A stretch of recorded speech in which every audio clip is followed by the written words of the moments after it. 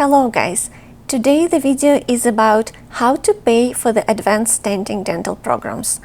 I'm going to talk about loans, scholarships and other possible ways that might help you to pay the tuition cost and cost of living. But before I start, I want to tell you the very funny story.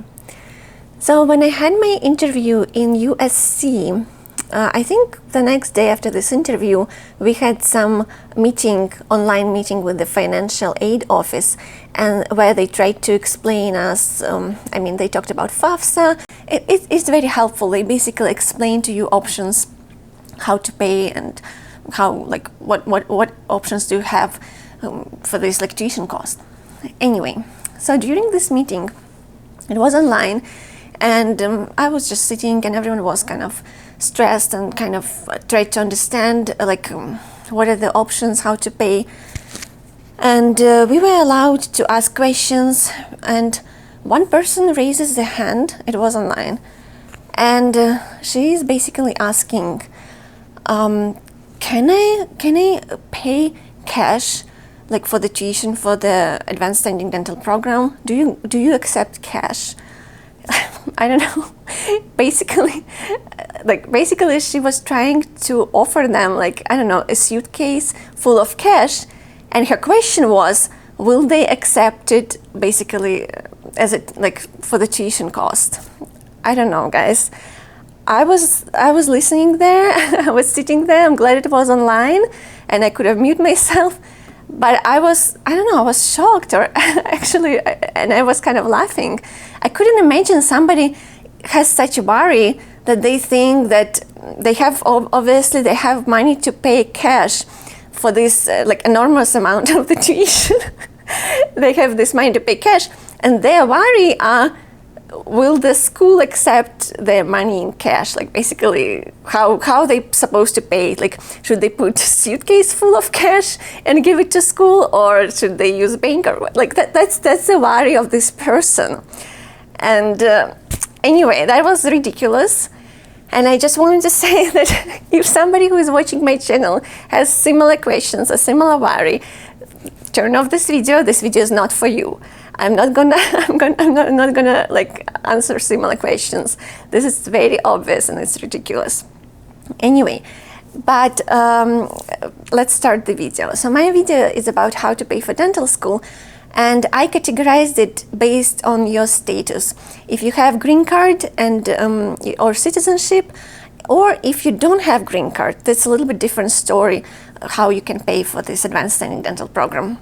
So first, let's talk about green card holders. For green card holders, it's pretty straightforward. FAFSA will give you a loan. So once you get accepted, you'll file the FAFSA application. The school will calculate the amount of the tuition and cost of living per semester, and you will receive this amount through FAFSA loan. You might use a graduate loan. You might need at some point for tuition grad plus loans. The difference is graduate loan, they just give you a loan no matter what. Graduate plus loan, they also give you a loan no matter what, but they also check your credit score. So you need to have some credit score. It doesn't have to be excellent or even good. It can be medium, but they will check your credit score. That's for grad plus loan. But usually for first semester, it's enough of just graduate loan.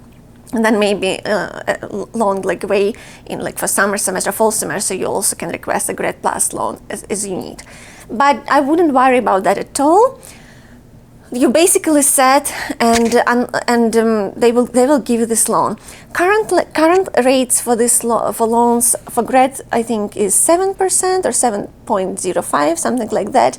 And for the grad plus loan, I think it's 8 or 8.05, something 7 to 8%. That's the rate of current rates of loans. They vary a little bit year from year, so you might have different interest, but it's pretty reasonable.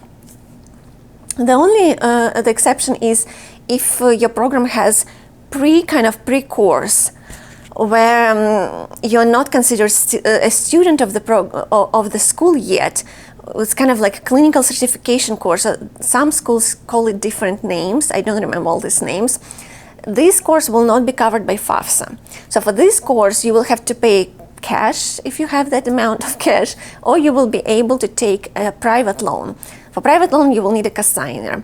So that's kind of a little trick with this, with some schools that have this pre-course. A lot of times I'm getting asked which schools have it. I don't want to say you different answer which schools have this pre-course. I would go in particular each school website and check it yourself. But usually they list it in the tuition and cost section. So if you go tuition and cost, you will see for international dentists, you will see this pre-course like before. Like not all schools have it.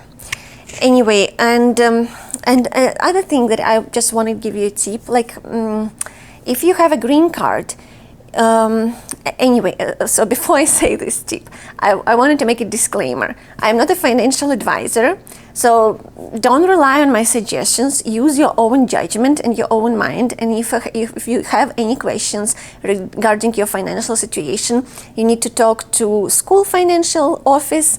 That's the best kind of source where you can get a real advice from a professional. I'm going to kind of tell you from my perspective, which you don't have to listen to me. I'm not an expert in this field.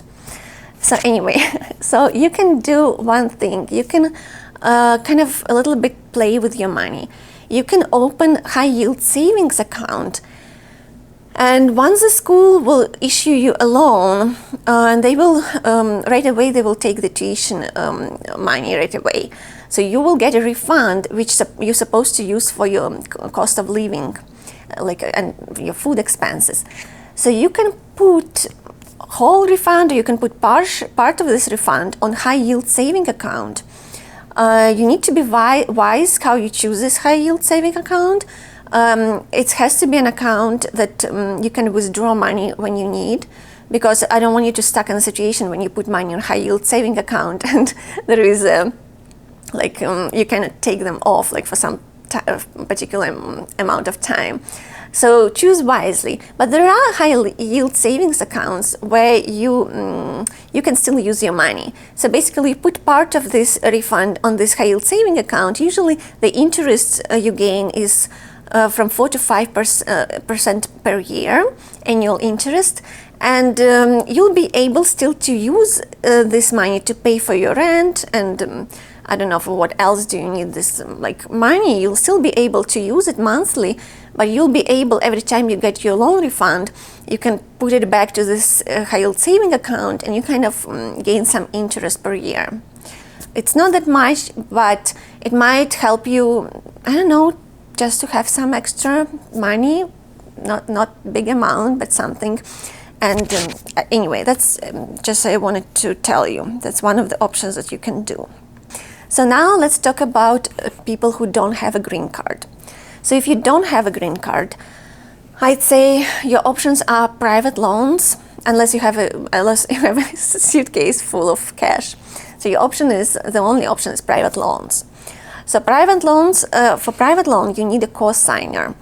Co-signer has to be American citizen, and this person has to have a good credit history and good income. Some loans, when they evaluate a co-signer, they look only on credit history. Some score, and some look both on income and history. They're kind of two different types of private loans. And you can, once you'll be accepted, you'll be reading about each company that provides these loans, and you'll see that in that description. So that's your only option. And sometimes private loans, they're not as good as government FAFSA loans, because basically they will have you to pay, you will have only one payment plan after you graduate, and they will dictate this type of payment plan.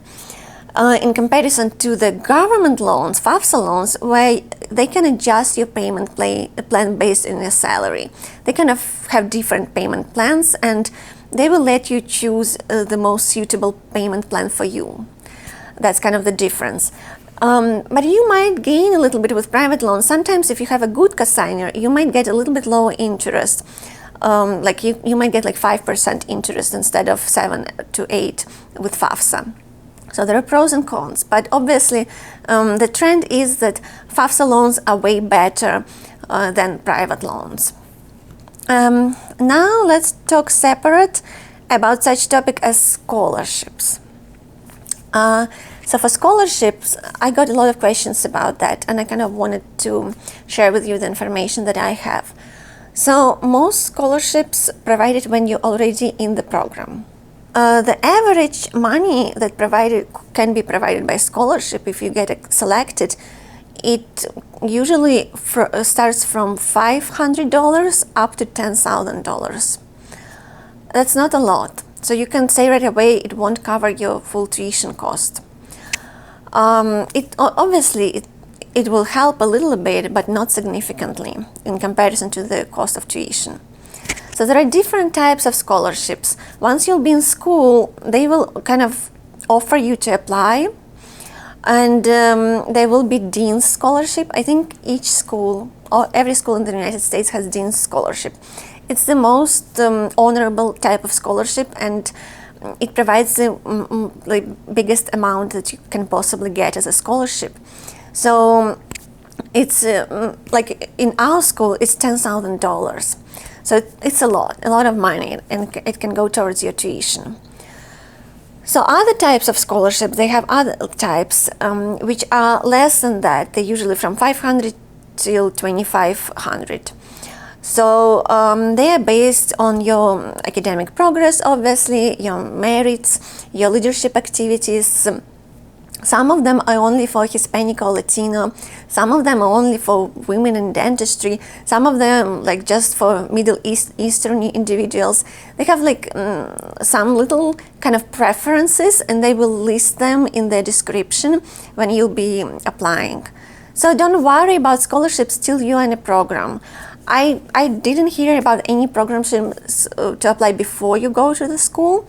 The other types of scholarships I know HYSA offers. So you can go to the official American Dental Student Association website, and there will be a list of scholarships which are not from the university, they're from HYSA.